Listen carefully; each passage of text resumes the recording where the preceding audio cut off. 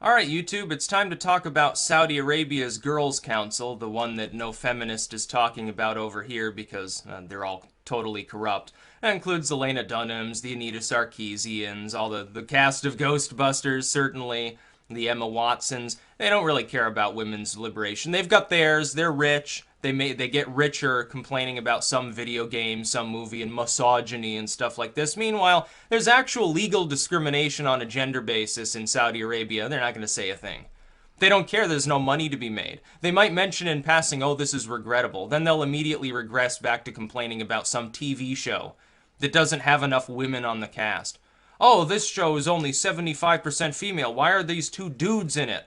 I don't want to see these dudes. You need an all-female cast. It's like, I think it was Vice when they were talking about, oh, movie diversity, and they had that one, I can't remember the name of the movie, had like a 90% black cast, and they're like, what a diverse cast. Well, it's not diverse, it's almost monoracial. It just happens that it's primarily black individuals in the movie. That's not diversity, it's primarily a black cast.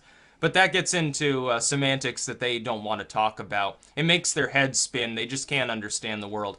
Feminism today is led by people who are essentially televangelists 2.0. The Emma Watsons and the Anita Sarkeesians and the Lena Dunhams are in it for the money and for the attention. They're not in it to liberate women. If they were, they'd be talking about the third world. They would not be rambling about video games and TV shows, the luxuries of the developed world. They wouldn't be talking about them because there's no misogyny there. It is a mythology. There is no wage gap in the United States. The differential income of men and women in the United States is the result of differential in what kinds of jobs they actually seek. It has absolutely nothing to do with systemic discrimination. It has nothing to do with women being paid less in the same job position than men. They're paid the same amount. It simply doesn't exist. But it exists in Saudi Arabia. Oh, gender discrimination there is legally codified. You've got two types of nations. When you're talking about wanting women's equality, you've got to fixate on two separate examples of the lack thereof. There are states in which, for legal purposes, men and women are equal, but there is systemic discrimination because of a cultural ethos, because of the way society works, some religious movement, etc.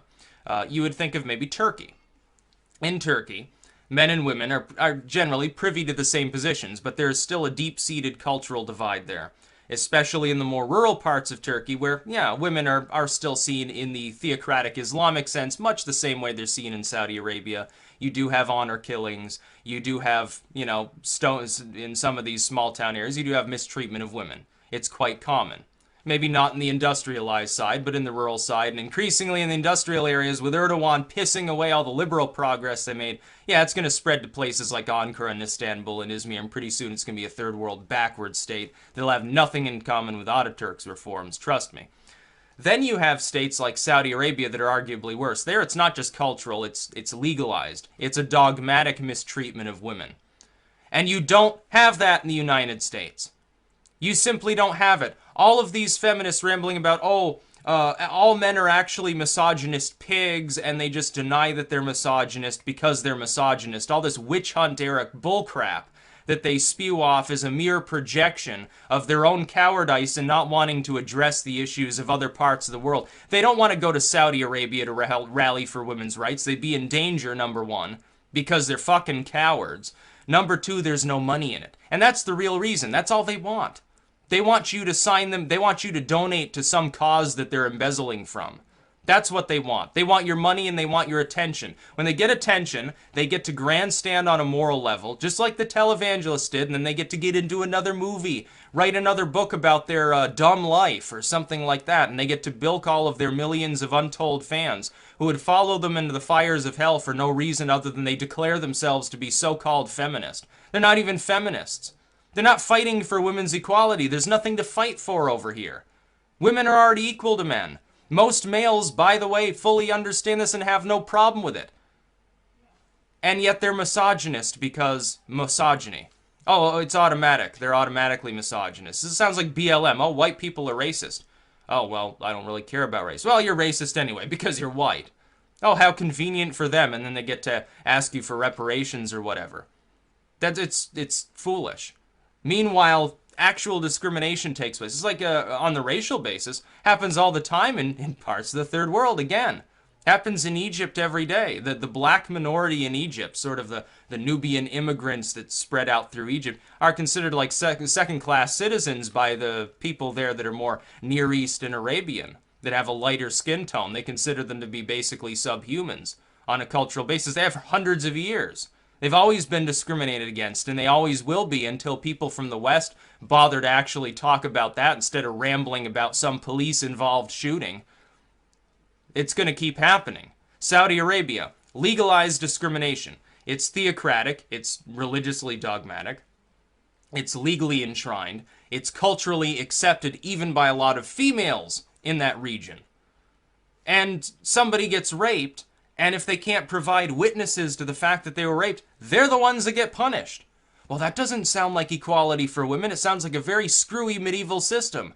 But you're not going to talk about that if you're a feminist, especially if you're a so-called feminist leader or figurehead or icon, because all you want is another paycheck. It's sheer dishonesty. And they're going to collapse their own movement the same way the evangelicals collapsed theirs in the mid-90s. They're going to do the same stupid stuff, and they're going to collapse in on themselves and be relegated to the dustbin of joke-based history. They're going to do that. They're making the same mistakes, and part of that could be natural human competitive urges.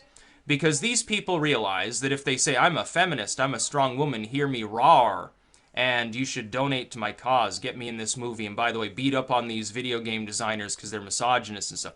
They get to stand there and get a lot of attention from brain-dead individuals. The gated community dwellers and trust fund babies will give them a lot of attention because they're too dumb. They're not experienced enough to realize what happens in the world. They're easily led. They're like sheep. They're like pawns. So they hear Emma Watson talk about some book that's misogynistic. They hear Anita Sarkeesian ramble about dongles or something like that. And they eat it all up, unquestioningly, because these people happen to already agree with their biased worldview, and that's what happens. So as long as those celebrities that self-proclaim themselves some messiah of feminism don't mention what's happening in the third world, don't actually mention the rape rate in India, the rape rate in South Africa, the rape rate among some of the migrants in Sweden or Germany, as long as they don't talk about that or talk about legalized discrimination in Islamic states or female circumcision in East Africa or something, they're never going to talk about it either. They're never going to think about it. They don't, probably half of them don't even know that these things happen. They don't even know. They don't care, even if they're confronted with the fact that it happens, unless it comes from one of their idols, one of their little messiah figures from the celebrity class. They don't even care about it. So when I see this, I say, if you want to fight for women's equality, go to Saudi Arabia. Put pressure on them.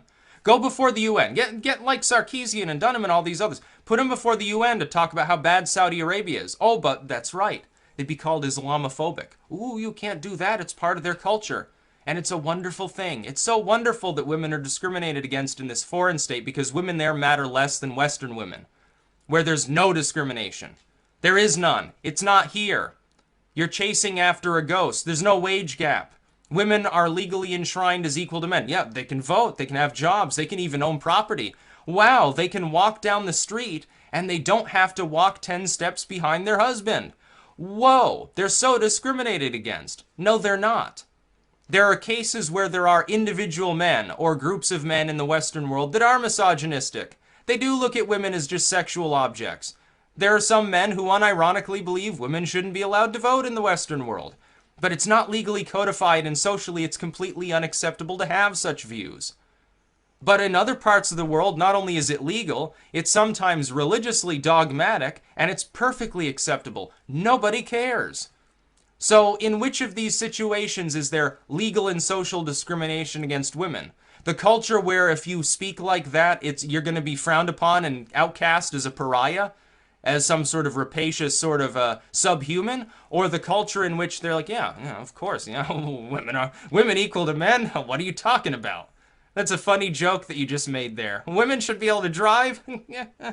Women should be paid, should have jobs and be paid? What are you talking about? You've been smoking too much hashish or something like that. I think the latter. I think that's where the discrimination is probably happening. All this stuff about, too Too few female video game characters. Too few females in this movie. This book has a rape scene. That's not discrimination. That's the world of fiction. You're talking about video game. You're talking about fantasy, which is where you apparently live on a regular basis anyway. Two totally different things. The reality for women in day-to-day life in parts of this world is being beaten or raped or discriminated against, and you don't even want to talk about it. So spare me the crocodile tears about misogyny. It's a bunch of bullcrap. You don't even represent, you're not even really feminist. Third wave feminism has nothing in common with equal rights for women anymore. It's a totally different movement. It's the same term that's used, but it's totally morphed. It's like any other movement. It's like when people look at political parties. They say Republicans, like the rock-ribbed, like evangelicals, who say, "Oh, we're the party that ended slavery." Yeah, but that was a long time ago. We're the party that ended segregation. Yeah, but that was a long time ago. The parties have fundamentally shifted in opposite directions. Now they're shifting back. The Democrats are now the discriminatory party, honestly. But I mean, you're wrong. The term is the same. The same label is being used, but it means something totally different.